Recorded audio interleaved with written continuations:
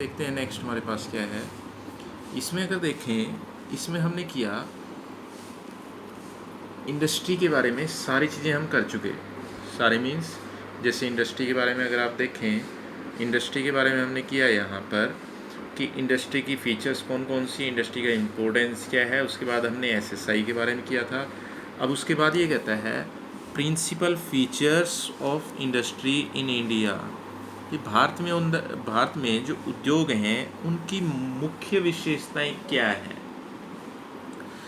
पहली तो उसके अंदर ये आती है आपकी, industry is yet not the pioneer sector, कि अभी भी अग्रगामी एक क्षेत्र नहीं है। अग्रगामी एक क्षेत्र का मीनिंग ये है कि अभी भी सबसे आगे नहीं है, अग्रणी नहीं है, पायोनियर सेक्टर नहीं है। तो यहाँ पर ये कह रहा है कि अगर हम देखें इंडस्ट्री का जो कंट्रीब्यूशन है कंट्री की टोटल इनकम में, वो धीरे धीरे बढ़ रहा है, पहले से बहुत ज़्यादा इंक्रीज हुआ है। लेकिन जो इंडियन इंडस्ट्री है वो अभी भी उतनी आगे नहीं है जितनी होनी चाहिए। यानी ये कहता है कि जब हम इंडिपेंडेंट हुए थे तब हमारी जो इकोनॉमी है वो एग्रीकल्चरल इकोनॉमी थी, और इतने सालों के बाद हमारी जो इकोनॉमी है वो इंडस्ट्रियल इकोनॉमी लगभग बन जानी चाहिए थी। बनने का मतलब ये है कि इंडस्ट्री आपकी बहुत ज़्यादा आगे होनी चाहिए थी। क्यों? रीज़न ये है कि जो इंडस्ट्री है वो मैक्सिमम पर्सन्स को एम्प्लॉयमेंट प्रोवाइड कर सकती है, वो ज़्यादा से ज़्यादा लोगों को रोज़गार दे सकती है इंडस्ट्री। तो इंडस्ट्री जो है वो बहुत आगे होनी चाहिए थी, बट नहीं है। जितना होना चाहिए था इंडस्ट्री को आगे, उतना आगे इंडस्ट्री नहीं है। तो ये कहता है कि जो इंडस्ट्रियल इकोनॉमी हमारी बननी चाहिए थी वो अभी भी नहीं बन पाई है। तो हम जो हमारी जो आपकी इंडस्ट्री है, इंडस्ट्री की वजह से जो हमारी इकोनॉमी है वो अभी भी एडवांस्ड इकोनॉमी नहीं हो पाई है। बन जाना चाहिए था लेकिन अभी तक नहीं बन पाई है।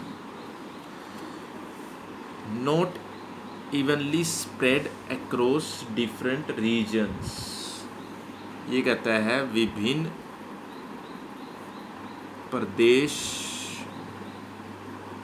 प्रदेशों में समान रूप से नहीं फैला।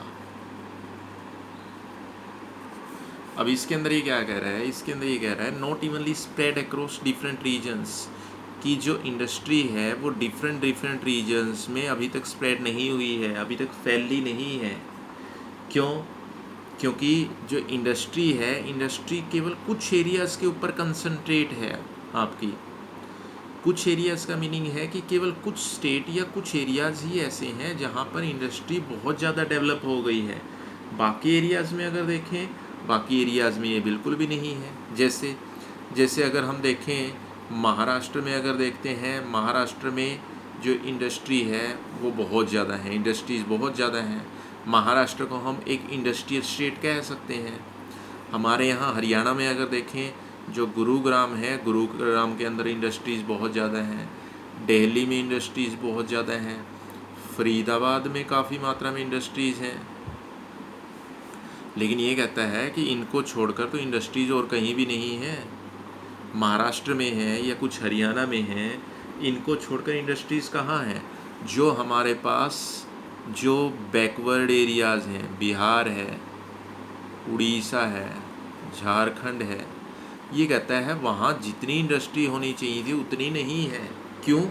क्योंकि ये ऐसे स्टेट हैं जहाँ पर आज की डेट में पॉवर्टी सबसे ज़्यादा है। जैसे उड़ीसा और बिहार को अगर देखें तो ये दोनों टॉप में आते हैं पॉवर्टी के अंदर। लेकिन अभी भी इन दोनों स्टेट्स में या झारखंड में उतनी इंडस्ट्रीज़ नहीं है जितनी होनी चाहिए थी, ना के बराबर इंडस्ट्रीज़ हैं। तो इनका डेवलपमेंट कैसे होगा? तो ये कहते हैं कि इतने सालों के बाद भी कि हमारा जो कॉन्स्टिट्यूशन है, हमारा जो संविधान है, संविधान बने हुए लगभग 70 साल होने को हैं। लेकिन आज 70 साल हो चुके हैं, लेकिन अभी भी अगर देखा जाए जितना इंडस्ट्री को ग्रो करना चाहिए था, सभी के सभी स्टेट्स में, रीजन्स में फैल जाना चाहिए था। हर स्टेट के अंदर इंडस्ट्री होनी चाहिए थी।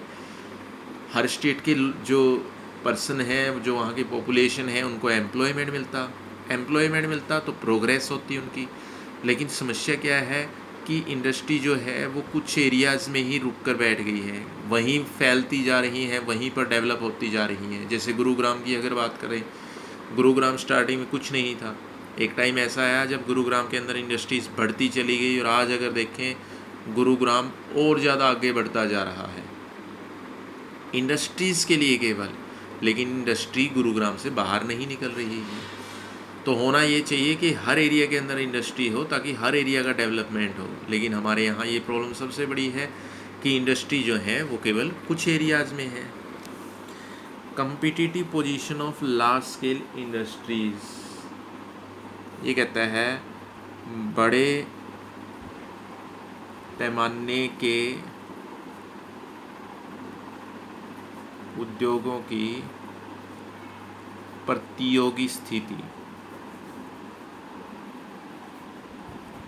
अब इसमें ये कह रहा है कि इंडिया के अंदर अगर देखा जाए, जो लार्ज स्केल इंडस्ट्रीज़ हैं, जो बड़े पैमाने के उद्योग हैं, बड़े पैमाने के उद्योग आपके आज की डेट में किसी के साथ भी प्रतिस्पर्धा कर सकते हैं।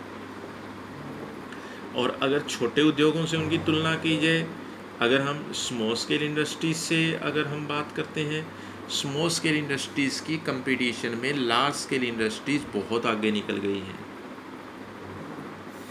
और कारण बस एक है कि जो लार्ज स्केल इंडस्ट्रीज़ है, कारण हम पहले भी पढ़ चुके हैं, रीजन हम पहले पढ़ चुके हैं कि जो स्मॉल स्केल इंडस्ट्रीज़ हैं लार्ज स्केल इंडस्ट्रीज से पीछे क्यों हैं। पीछे होने का कारण केवल एक है, वो है आपका ये क्या रीजन आ गया है, कॉस्ट ऑफ प्रोडक्शन। कि जो लार्ज स्केल इंडस्ट्रीज़ हैं उनका कॉस्ट ऑफ प्रोडक्शन कम है in comparison to small scale industries. अब जब कॉस्ट ऑफ प्रोडक्शन कम होगा तो फिर वो सेलिंग प्राइस भी अपना कम रखेंगी। तो स्मॉल स्केल इंडस्ट्रीज़ का सेलिंग प्राइस ज़्यादा होता है उनके प्रोडक्ट्स का। तो स्मॉल स्केल इंडस्ट्रीज़ के प्रोडक्ट कैसे सेल हो पाएंगे जब उनका सेलिंग प्राइस ही ज़्यादा होगा। तो जो कॉस्ट ऑफ प्रोडक्शन है कहीं ना कहीं लार्ज स्केल इंडस्ट्रीज़ का कम है, जिसकी वजह से वो स्मॉल स्केल इंडस्ट्रीज़ को कम्पीट कर रहे हैं और उनसे आगे निकल चुके हैं। जबकि एक बात हमें अपने माइंड में रखनी चाहिए, और वो क्या, वो बात ये है कि जो एम्प्लॉयमेंट है, ज़्यादा employment small scale industry generate करती हैं। बेशक वो पीछे हैं, तो उन्हें पीछे नहीं रहने देना चाहिए था, क्योंकि ज़्यादा एम्प्लॉयमेंट वही जनरेट कर रही है। वही इंडस्ट्रीज ऐसी हैं जो लेबर इंटेंसिव टेक्निक ज़्यादा यूज़ करती हैं, यानी लेबर को ज़्यादा यूज़ करती हैं। तो हमारे लार्ज स्केल इंडस्ट्रीज जो हैं उनकी कम्पिटिटिव पोजीशन बहुत अच्छी है in comparison to small scale industries. एक आता है आपके पास MNCs are emerging as monopolies. इसका मीनिंग ये है कि जो MNC हैं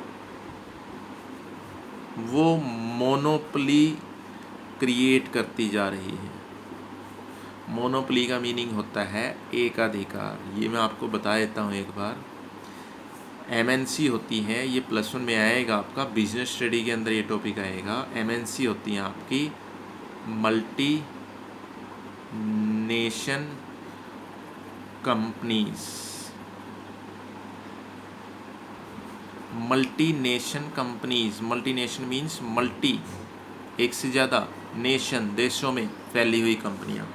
मल्टी नेशनल कंपनीज़ भी नहीं कहा जाता है, लेकिन मैंने जस्ट समझाने के लिए मल्टी नेशन कंपनीज़ बताया आपको।